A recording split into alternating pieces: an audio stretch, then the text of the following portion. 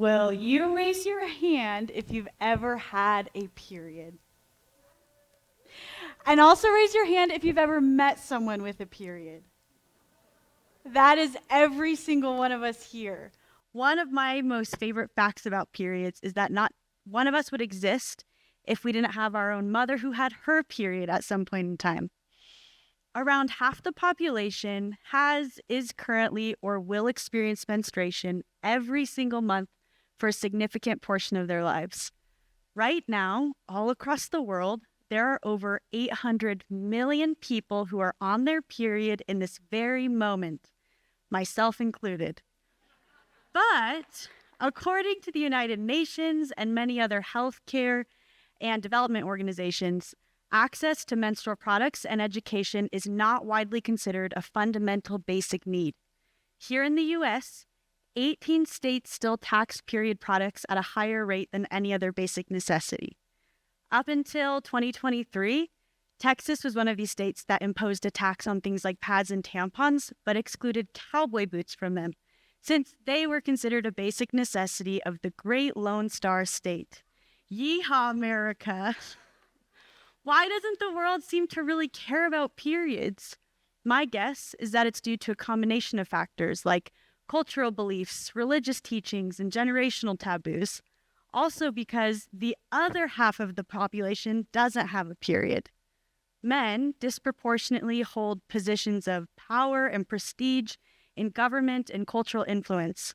If this half of the population is scared to talk about periods or ignorant about them, no wonder periods are considered a sidebar of the human experience.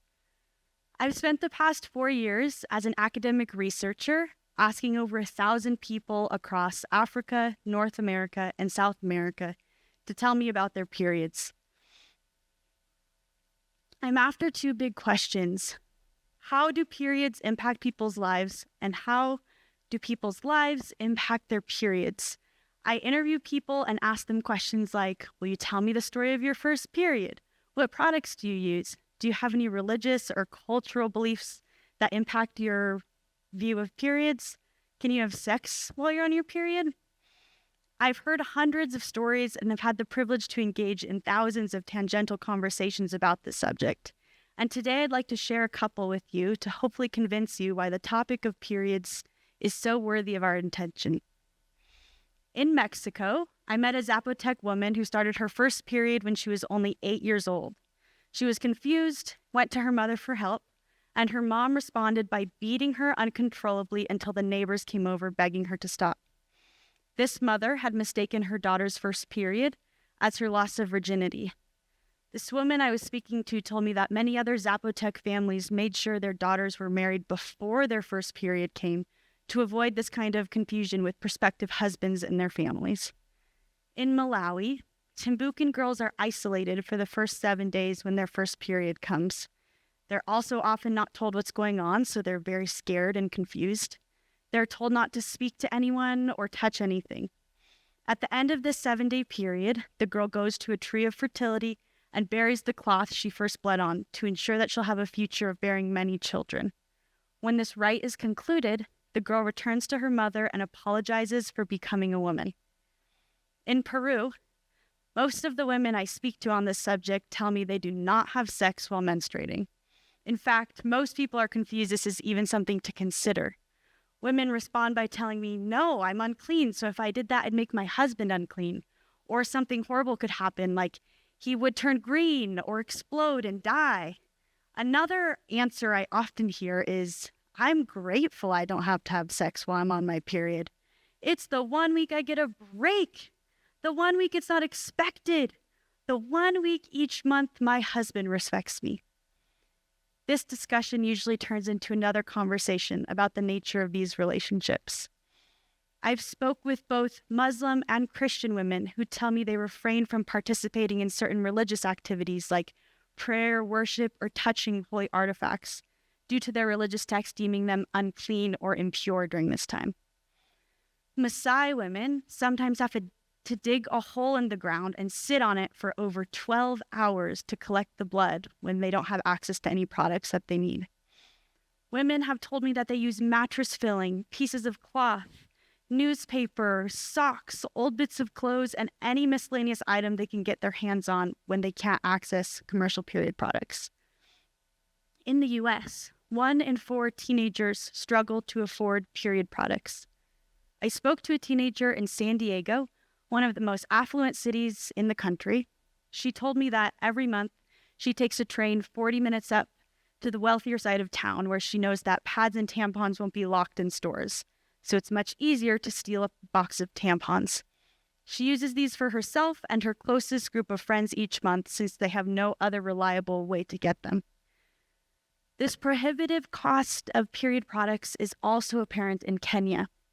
Girls have told me that they've shared one pad with their sister for each period or used one pad for 3 months, which is extremely dangerous. Another circumstance I've heard of is when a girl can't ask her parents or family because of financial reasons or a taboo, she learns she can go to a much older man who will be willing to give her a pad if she's willing to give him sex in exchange for one. In Kenya, from the over 400 women I've spoken to, 84% of them said that they participate or have close friends who participate in trading sex for pads, some getting pregnant and other contracting dangerous infections like HIV. The community healthcare workers I partner with in Kenya told me this is the reason why they have so many 9, 10, and 11-year-old girls who are pregnant in the urban communities across Kenya. I met a set of sisters who we'll call Grace and Anna. Grace told me that their parents were both alcoholics who couldn't hold jobs, so Grace took care of Anna and the rest of their younger siblings. I asked Grace if she knew of anyone who had to trade sex for pads. Grace got really uncomfortable with this question, said yes, and looked down. I asked her, "How do these friends of yours feel?" She said, "My friends who do this, they feel disgusted, ashamed, broken, dirty." After our conversation, I asked her younger sister, Anna, "Is it easy or difficult for you to access pads?" Anna said it was easy. Grace always got them for her whenever she needed them. I then asked Anna if she knew of anyone who had to trade sex for pads, and she said no. "Those girls are dirty. I would never associate with someone like that." While she said this, I watched Grace shrink in her skin. When my Kenyan research associates and I left this interview, they confirmed my suspicion that Grace was not just speaking on behalf of her friends.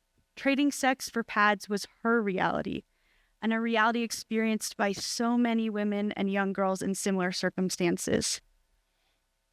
This issue of transactional sex for pads, while common, is by no means celebrated. This is not an issue of promiscuity. This is an issue of desperation. Clearly, when periods are considered too private to discuss, the consequences can be devastating. And these stigmas and taboos that lead to periods getting forgotten is not something that just exists in a faraway country or select disadvantaged communities. Even in the most wealthiest of countries, we can't even say the word period. Instead, we say things like the Crimson Wave, on the rag, Shark Week. In my own experience as a 7th grader, I had the unfortunate happenstance of completely bleeding through my khaki pants during math class. I waddled to the front office and tearfully asked to borrow the office phone so I could call my mom to bring me a pad. While I waited, the front office lady graciously gave me an extra pair of khakis that they had in case they had to dress code someone, but she didn't have a pad to give me. That's weird. Now, as a young professional, I've learned it is much more societally acceptable to say something like, "I can't come to work today because I have food poisoning," instead of being honest and saying, "I can't come to work today because I'm on my period and it feels like tiny gremlins are squeezing my ovaries." Why is it that vomit and diarrhea are less taboo than a monthly period? That's weird. Is there anywhere where we can openly talk about periods? With our friends, family, coworkers, employers, men? I'm sure there are many daughters listening who might be a little bit afraid to ask their fathers for a tampon if they needed one. Just as I'm sure there's a lot of fathers who would prefer not to speak to their daughters about that time of the month. But let me let you in on a little secret. Periods are not bad. They are not dirty. They are not an issue to fix or a disease to cure. Periods are the source of life. They are a built-in measurement of the rhythms and cycles of the universe. We should be honoring this privilege to bleed and give honor to the people who have periods all around us. Ensuring all people have access to the menstrual products, education, and dignity in their bodies which they need is much deeper than having a more comfortable that time of the month. It is the foundation in which half the population needs if we are ever to achieve a true level of equity. I run an initiative that attempts to meet some of these goals by investigating the realities of menstruation globally and finding ways to support periods. All this work is rooted in this idea of bringing people together to talk to them about their periods. Sounds like such a simple concept, but it's magical. When you bring people together to laugh, to lament, to cry, to celebrate about their periods, it begins this domino effect towards a world where periods can be dignified. There's a lot of systems that exist that communicate women and girls are less worthy of investment or are dispensable, especially when compared to their male counterparts. This directly impacts this whole period situation, and it's not something we could fix overnight. But I have a few suggestions that could hopefully point us in the right direction. First, we need to talk about periods. We have to ask our friends, our family, our teachers, our students, and anyone with a period to share. And we have to engage men and boys in this conversation to eliminate that thing that says periods are a female-only topic. Engage your communities, engage your religious institutions, and engage your government in this important issue. Second, we need to provide quality period products. The perfect, most environmentally friendly, economically sound solution is inconclusive, but we have to start somewhere. We have to consider period products to be a fundamental healthcare product that has life-saving impacts. So we also have to make sure these products that we're distributing are held to that same standard. We would never support or widely condone the distribution of a homemade condom. So I suggest we should stay away from homemade period products as our first line of defense. Something like a $10 menstrual cup could ensure a girl has 10 years of a reliable product to manage her period hygienically. Or a free pad and tampon dispenser in schools could make sure no student, nor teacher for that matter, has to waddle to the front office and wait for their mom to bring them a pad. We have products that work. We just have to prioritize getting them to the places and the people who need them most. I know this would cost money, but the good news is we live in a world with a lot of money. We just have to make sure we're sending it in the right direction. My third suggestion is that we have to educate. Educate each other, educate our communities, and educate in places of influence. Things become way less scary once we understand them, which is why we have to advocate for comprehensive curriculums to be brought into schools and any community to make sure that no one is scared and thinks they're dying when they have that unsuspected blood between their legs. We have to encourage local and global initiatives, governments, and anyone with influence to consider menstrual health education a fundamental pillar of basic necessity. Those are my 3 invitations to you. Talk about it, provide products, and educate it. Educate people. This solution won't happen overnight, but this is the beginning towards a world where periods could be dignified. Imagine that world. Imagine a world in which all people with periods could go all month long without worrying about getting their hands on a menstrual product. Where older sisters didn't have to sell sex so their younger sisters could stay in school. Where periods were celebrated instead of stigmatized. I want to ask that question I asked again at the beginning. So, if you've ever had a period, will you raise your hand so we can honor you for a second? And if you've ever been blessed to know someone with a period, congratulations. There is no escaping the beautiful phenomenon which is menstruation. Periods are present in all of our lives, and that's the bloody truth.